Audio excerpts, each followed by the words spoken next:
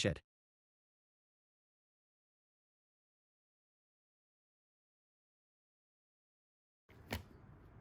Hello everybody and welcome back to my channel.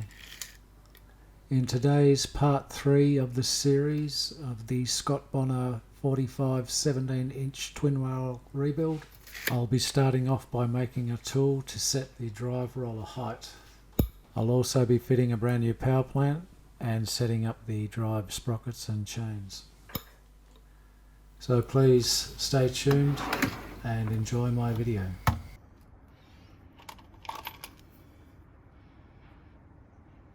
If you like my videos, then please consider liking and subscribing and hit that notification bell to be notified of up and coming videos.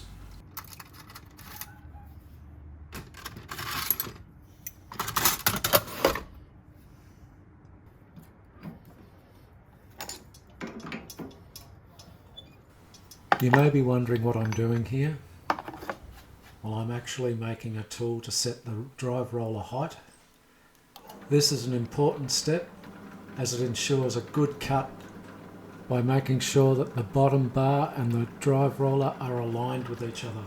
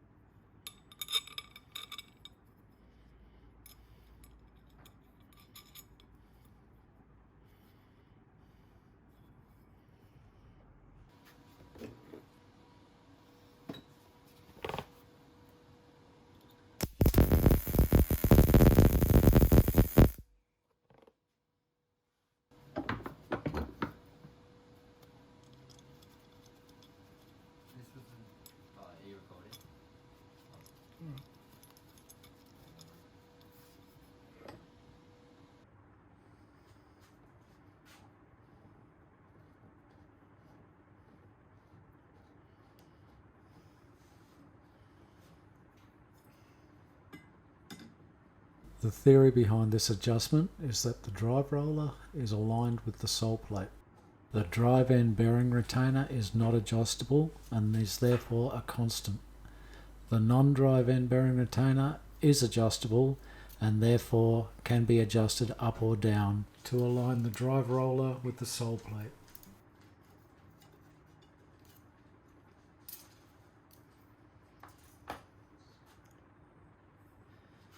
You can see here by the rocking of the tool that the non-drive end of the drive roller has clearance and needs to be adjusted.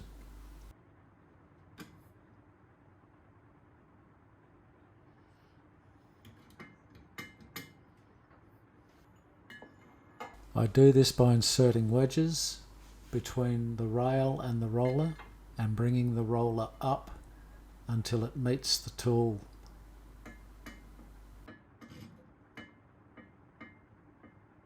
Ever so slightly, a little bit at a time. That's getting close. I now check with the feeler gauge and make fine adjustments. Here you can see the sole plate has clearance. The drive roller is too high and needs to go down slightly.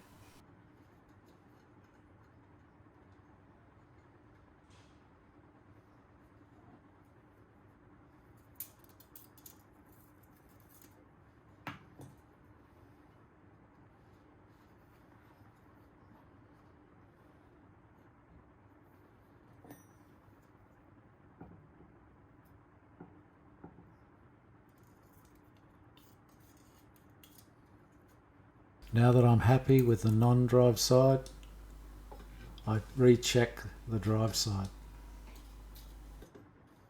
You can see here that the feeler gauge does not slip through at any of the 3 points along the tool.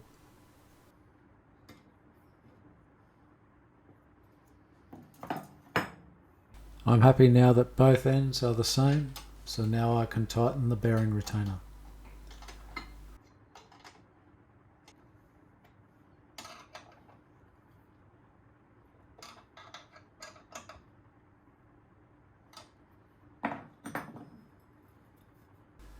Let's check it one last time.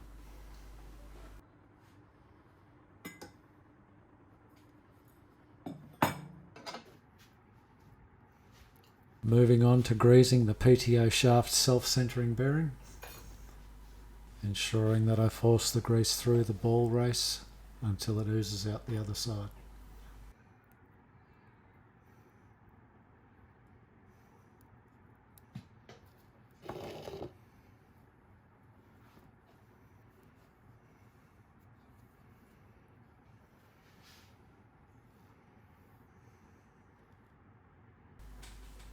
Fitting the bearing to the retainer, I ensure that the bearing numbers always face outwards so I can easily identify what the bearing is should I need to replace it.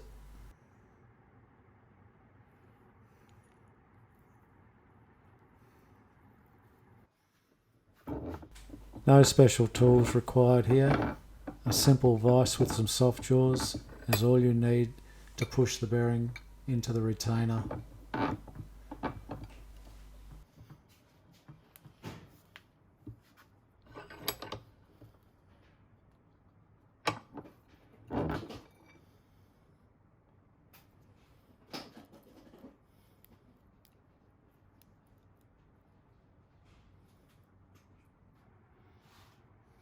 I'll loosely fit the PTO bearing to the frame now.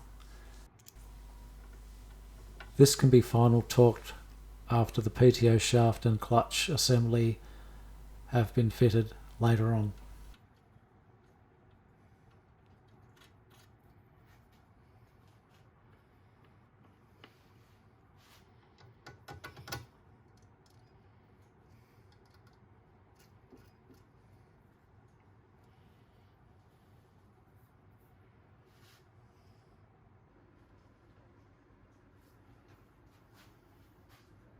Moving on to the PTO clutch fork pin. I find this much easier to engage the pin when the clutch fork is relaxed and laying down in this position, and you don't have to fight the spring.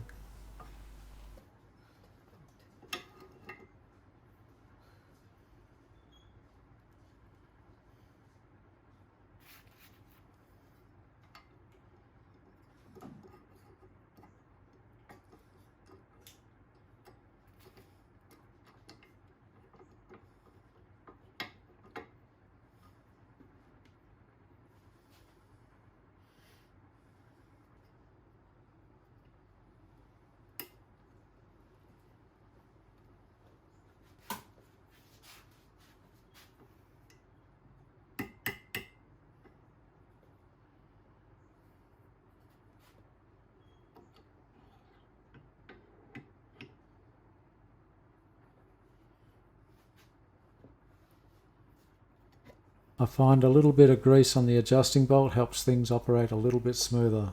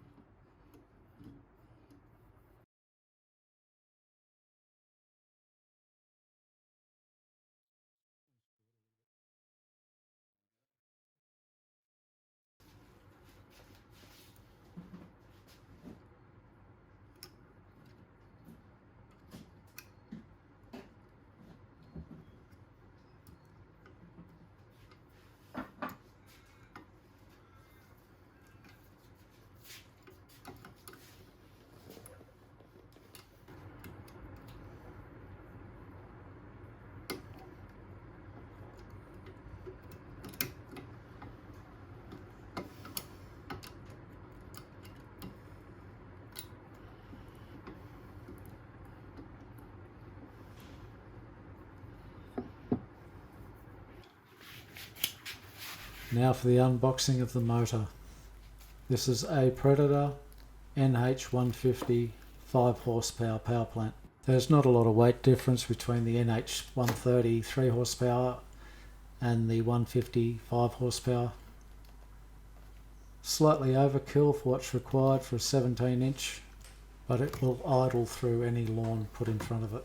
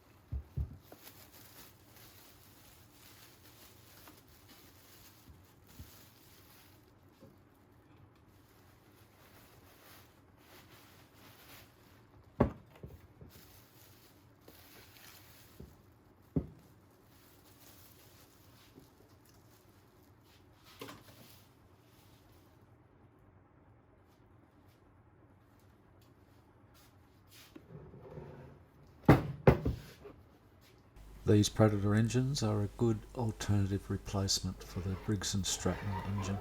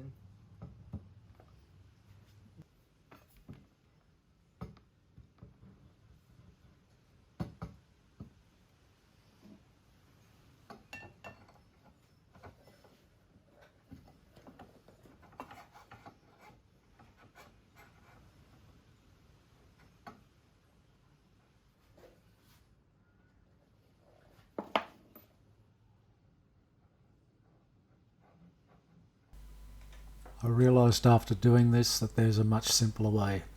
I could have simply fitted the PTO shaft assembly into the clutch and fitted the whole motor and clutch assembly into the self-aligning bearing as a complete unit.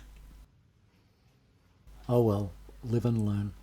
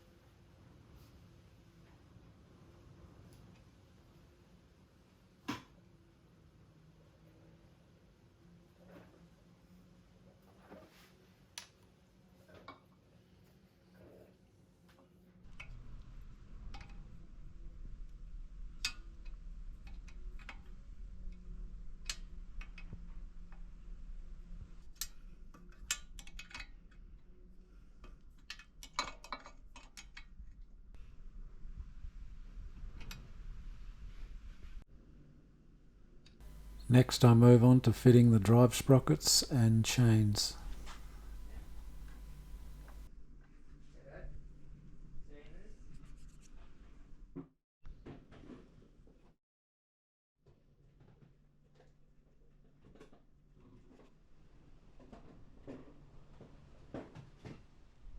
But first, now that everything's in place, I'll secure the self-aligning bearing housing.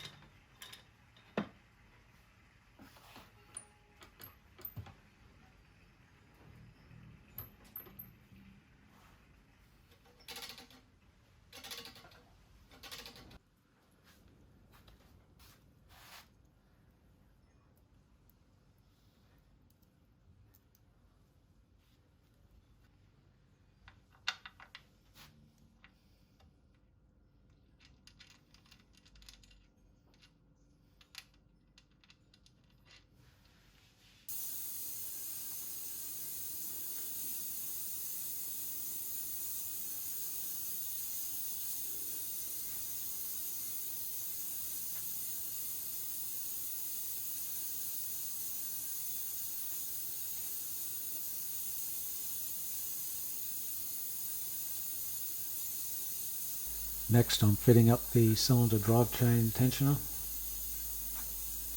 complete with a new tensioner rubbing block. This part is designed to wear and should be replaced when it becomes too worn and grooved.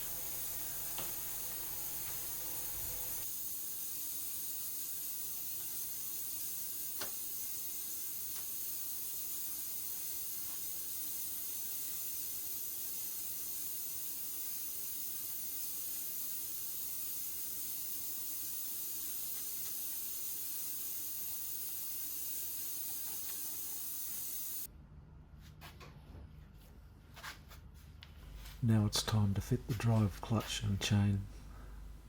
It's a fiddly job, all the while trying not to get grease on the new cork.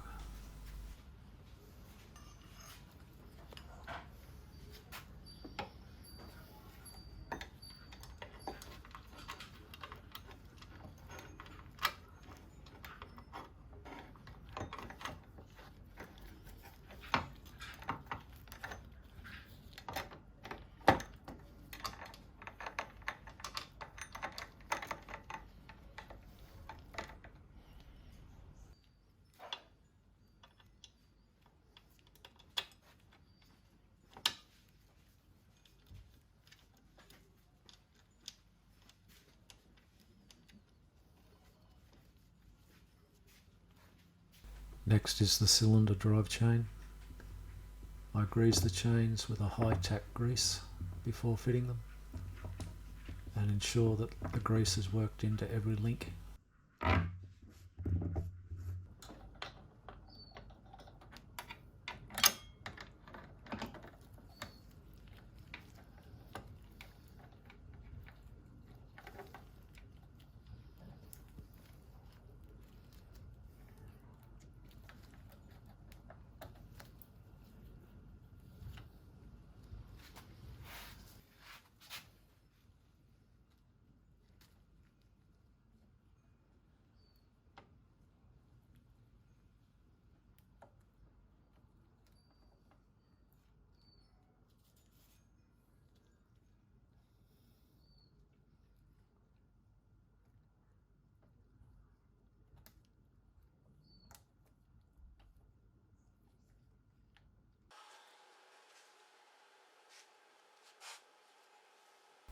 Now for the drive clutch sprocket and drive chain.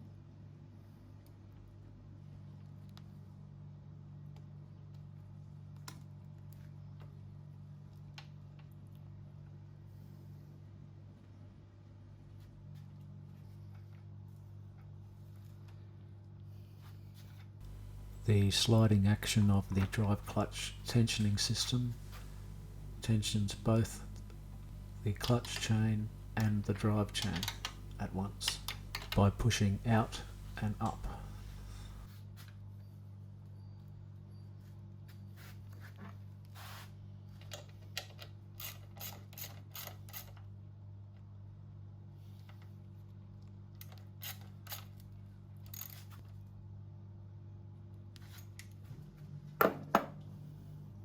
Tensioning the cylinder drive chain is simply done by pushing the nylon block outwards and tightening it.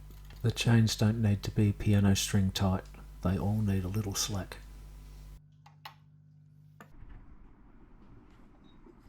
Next I'll fit the drive clutch operating bolt and arm. This was fitted temporarily at this point, as adjusting it will be one of the final steps of the mower assembly.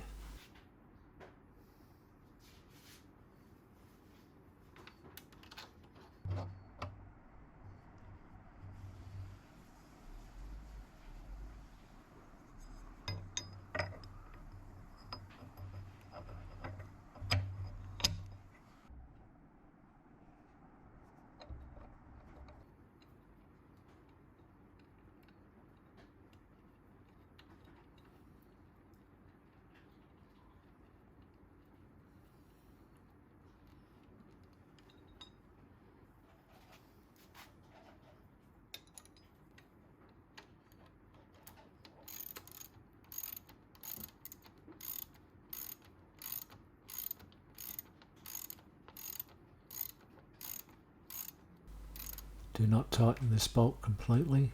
There needs to be at least 2 to 3 mil of play for the clutch to work effectively, bearing in mind that every mower is different.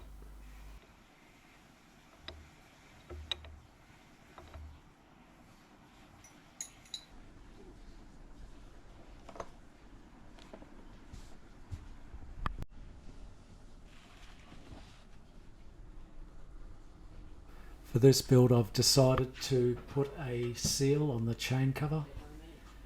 It's not essential, there's a lot of mowers out there without the seal, but it helps keep the dirt and dust and rubbish out of the chains, and I think it adds a special touch.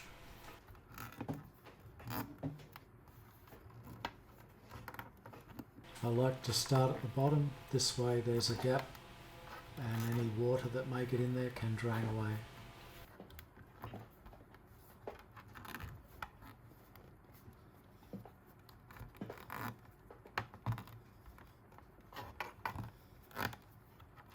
As you can see, the inside of the cover is the original paint colour. I didn't bother painting it in the new colour, as paint is expensive, it's not going to be seen, and it's only going to get covered with grease and grime anyway.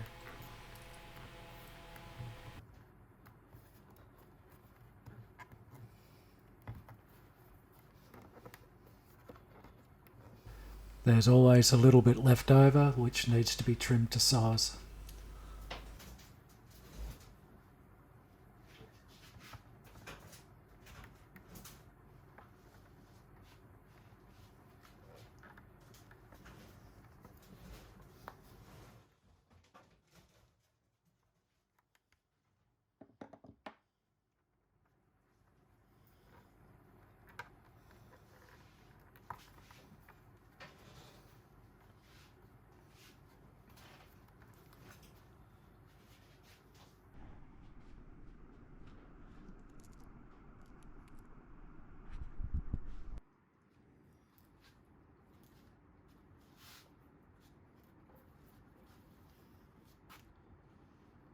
I'm putting the chain cover on for now so I don't get covered in grease every time I walk past the mower.